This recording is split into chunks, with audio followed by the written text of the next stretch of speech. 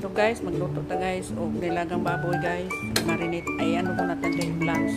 Kasama natin ng asin tapos i-blanch natin ng sandali. Pag kumulo na, isang kulo lang tanggalin natin guys.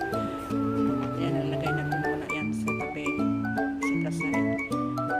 Tapos pakulo tayo ulit ng tubig. Pag kumulo na, ilalagay natin yung pata, yung ano ng baboy yan, paa ng baboy. Yun ang mga sangkap guys. Yan. Pakuluan natin at lagyan natin ng loya at saka paminta, asin, tapos takpan natin at pakuluan natin ng mga 30 to 45 minutes muna. Tapos lagay natin yung mais, corn, sweet corn.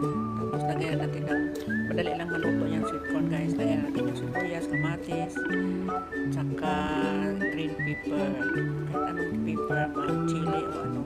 Tapos takpan natin pakuluan at pag naluto na yan, lalagay na natin yung taro, yung gabi china ba.